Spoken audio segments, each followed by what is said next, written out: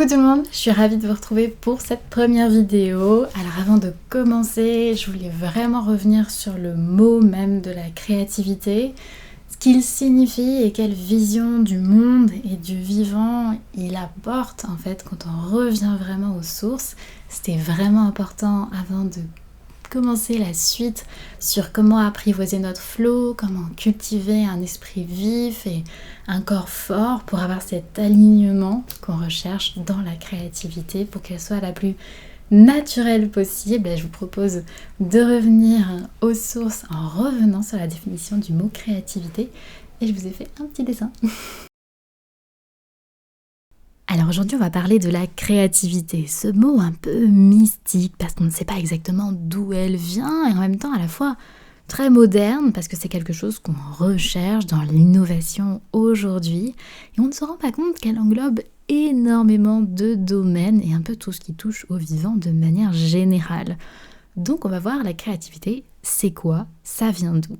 Alors déjà, est-ce que pour vous, la créativité, ce serait peut-être davantage cette capacité à créer quelque chose d'artistique, comme une œuvre d'art ou une musique, une peinture, un peu réservée aux artistes?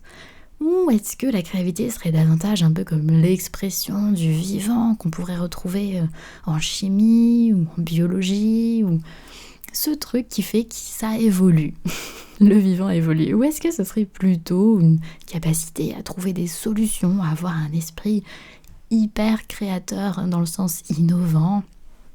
Alors si on regarde l'origine du mot créativité, ça vient du latin creare. Et creare signifie vraiment mettre au monde, donner la vie à, grandir, produire, s'élever. On a vraiment cette notion de mouvement, d'adaptation et d'évolution à la fois. C'est vraiment un mot très large qui arrive un peu comme à la fin d'un processus, un peu l'expression d'un processus complexe du vivant et qui s'exprimerait en fait au monde. Et ça va être très intéressant parce que si on regarde historiquement l'évolution de ce mot, on va avoir un petit aperçu de notre façon justement de nous connecter, nous relier un peu au tout, au vivant et de nous exprimer au monde. Si on regarde dans de nombreuses civilisations anciennes, une idée nouvelle était appelée à l'origine une découverte. Parce qu'on ne faisait que découvrir, dévoiler ce qui existait déjà dans la nature, mais qu'on ne voyait pas au premier regard. Puis vers le Moyen-Âge, on parlait alors d'inspiration divine. Et on retrouve là déjà cette idée du souffle, du flow qu'on a aujourd'hui, avec cet aspect sacré du divin, puisque si vous étiez à l'origine de quelque chose, c'était alors le divin qu'il fallait remercier pour vous avoir soufflé cette idée tout droit venue du ciel. Ce n'était pas vraiment vous n'étiez un peu que le canal, le récepteur, l'antenne, certes très ouverte d'esprit, mais tout de même vous n'étiez pas à l'origine du processus. Puis plus tard, au siècle des Lumières, on commence alors à voir la part de responsabilité de l'individu qui commence à faire son chemin. Et on est alors devenu maître de nos pensées, de notre intelligence, de notre imagination. Plus de place pour le cosmos ici, c'est le processus d'individuation. Le fameux héritage du « je pense, donc je suis » de la philosophie moderne et l'entrée du soi. Et cela continue jusqu'aux années 20 à peu près, où nous découvrons enfin le mot qui ressemble davantage à celui que nous connaissons aujourd'hui. Avec la naissance de la psychologie, on assiste à un changement de paradigme de notre culture occidentale qui mise alors davantage sur l'individu, la personnalité, le potentiel et les capacités uniques de chacun, et notre fameux pouvoir personnel avec notre libre arbitre. Et puis comme je le disais un peu plus tôt, la notion de créativité est très reliée à ce qui vit, à ce qui est en mouvement. Et c'est intéressant d'aller voir, d'aller comparer cette évolution de notre rapport à la créativité avec l'évolution de notre rapport à la nature, puisque quoi de plus créatif au monde sur cette planète que la nature?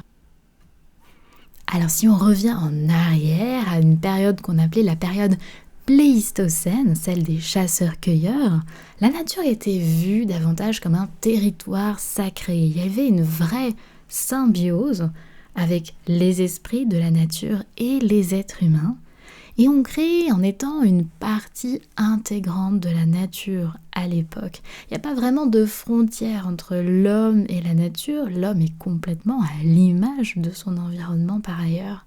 Puis plus tard, à la période néolithique, la nature devient davantage une ressource. On occupe la nature puisqu'on occupe les terres et on crée un puisant dans la terre-mère. Les esprits de la nature font là davantage place à la notion de la déesse mère. Puis à la période monothéiste, la nature devient l'environnement, c'est-à-dire ce qui nous entoure. Il y a une rupture géographique, spatiale, entre la nature et l'homme, une vraie distance, un début de séparation entre les deux. Puis à la période moderne, en passant par la révolution industrielle jusqu'à aujourd'hui, la nature devient davantage un objet, voire même une machine. Elle est davantage vue comme une réalité matérielle à disséquer et à mettre en équation. Il y a une vraie rupture entre l'homme et la nature.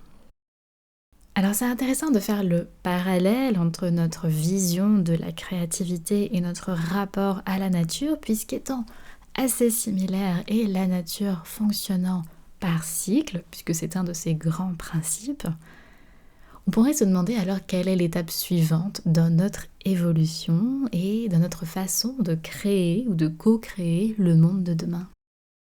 Et il pourrait alors se dessiner un peu comme une voie du milieu qui prendrait tous les bons éléments de ces périodes et qui nous permettrait de mieux trouver cet équilibre entre le soi et le tout, prendre les avantages de ce processus d'individuation tout en nous reconnectant à cette notion plus sacrée, plus en remettant l'homme au milieu de l'écosystème dans lequel il vit.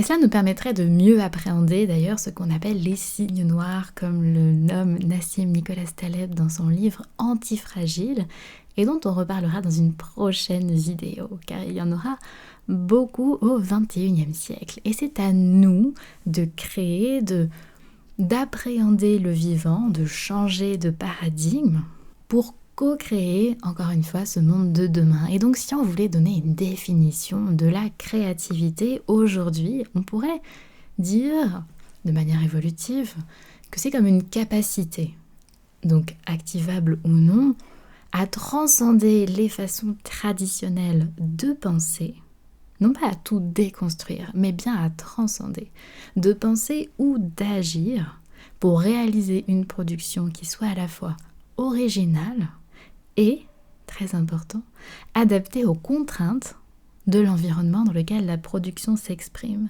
puisque la créativité ne vient que dans la contrainte.